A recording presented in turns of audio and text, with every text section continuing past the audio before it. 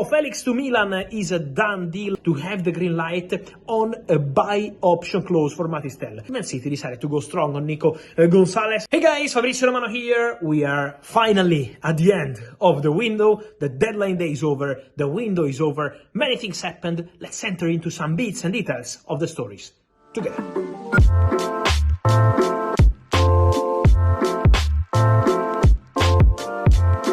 Ciao guys, Fabrizio Romano here. Deadline day is crazy, right?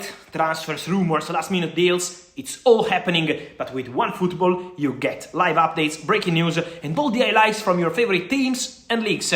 Plus, you can customize your feed so you only see what matters to you. So while I'm here giving you the latest updates, make sure you are staying ahead of this game. Download OneFootball now, link in the description. Here we go. And so guys, it's been a busy deadline day with many things happening around Europe, in Italy, in England of course, but also in France, in Spain, everywhere. And so let's enter into the details of the stories. The main stories of the day. João Felix to Milan is a done deal on a loan move. Milan will pay in excess of £5 million for João Felix, but there is no buy option clause. So João Felix formally will return to Chelsea at the end of the season. An interesting move for Milan. They've been super busy today, signing Riccardo Sottil from Fiorentina, long with buy option. Warren Bondo, new midfielder from Monza on a permanent transfer, but also Benacer to Marseille. And so an interesting signing for Roberto De Zerbi. Really busy on Milan side. Really busy also for Juventus. New centre-back Lloyd Kelly from Newcastle. It's now official. They paid around 20 million euros for him. And then the big movements in England for sure, because Matistel is a new Tottenham player. Yes, we knew that. I told you about the here we go. But the big news of the day is that after the player arrived in England, in London, to have his medical, to prepare all the documents, Tottenham were insisting, especially the chairman Daniel Levy, to have the possibility in direct contacts with the CEO of Bayern, Dresden, to have the green light on a buy option clause for Matistel. So imagine how crazy is this story. Tottenham last week agreed a permanent transfer, loan with obligation. So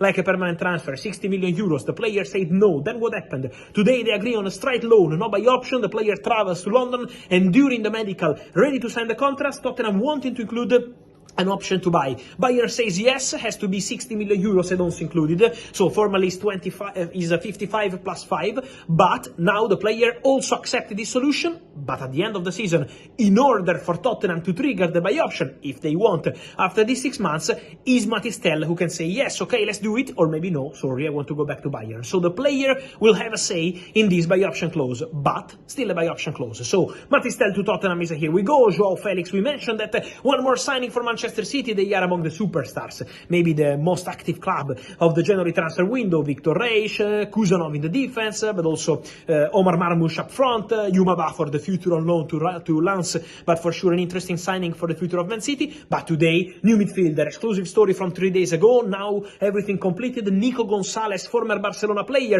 and it's also good news for Barca. They get 40% of the deal, around 20 million euros, but Nico Gonzalez, that's the good news obviously for City, goes to the citizens, goes to work with Pep Guardiola. Everything done, 60 million euros, not the release clause, but payment terms agreed. And so Manchester City and Guardiola have one more player. Everything is completed. I can tell you that Man City were also considering Sergio Altimira, the midfielder of Betis, as an alternative option, different player, a playmaker, rather than a number 8, but Man City decided to go strong on Nico Gonzalez, some international experience. Altimira will be monitored for sure for the future. For Manchester United, the decision was different.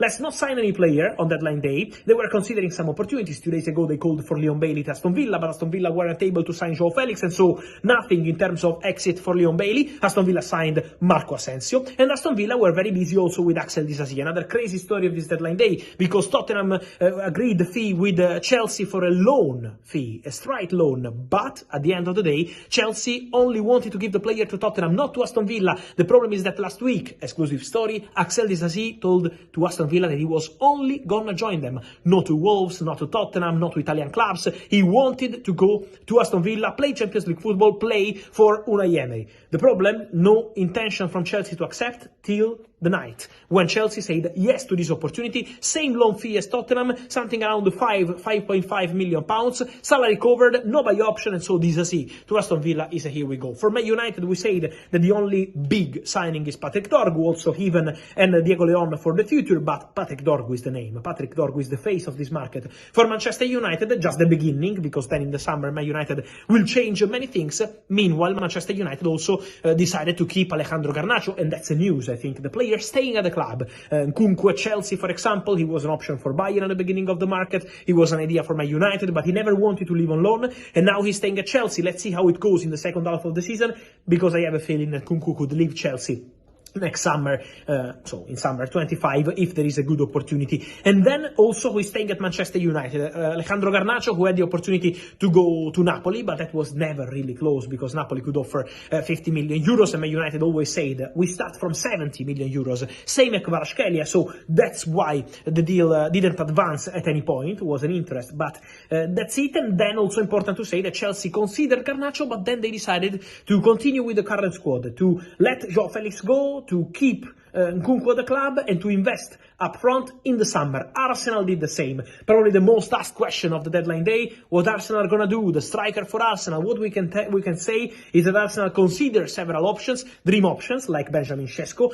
almost impossible options like Alexander Isak, who was never gonna leave the club in January. But Arsenal understood it was almost impossible to make it happen now. So these two names, Isak and Sesko, remain for the summer. Arsenal tried for Ollie Watkins a few days ago, but Aston Villa were furious for that opportunity to happen before the Champions League game. Also, the transfer fee, 60 million pounds add-ons included, were not enough to convince Aston Villa. Unai Emery wanted the player to stay. John Duran going to Saudi, also making an impact, because for Villa, money was no longer needed. And so everything completed between Aston Villa and their players, deciding not to sell anyone after John Duran, signing important players. Marcus Rashford, one of the big stories of this window, also Marco Asensio. And so today, Disasi for Villa was a fantastic window, also including the signing of Donny Malen. That's a really interesting one. Garcia is right back, so congratulations to Aston Villa, Monchi, Damia Vidagani, the coach, of course, Unai Emery, who's always calling players to make an impact, but also a very busy window for several clubs around Europe. A very busy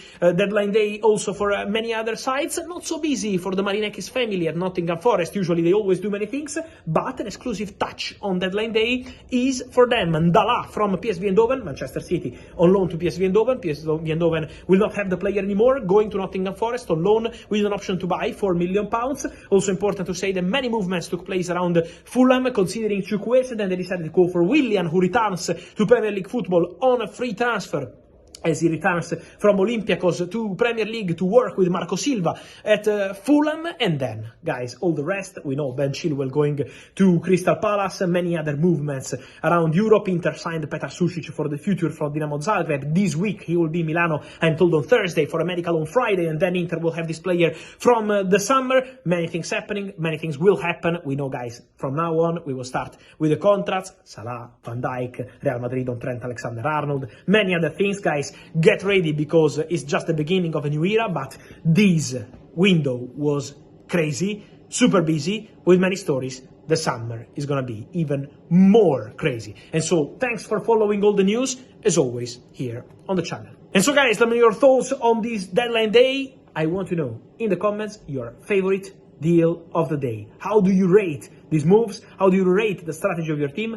Guys, I wait for you. Remember, as always, to like this video, turn on the notification bell, keep subscribed to the channel, because you know, if you follow me every day, you will have updates. It's not only when the market is open. The real strategy starts today. Ciao!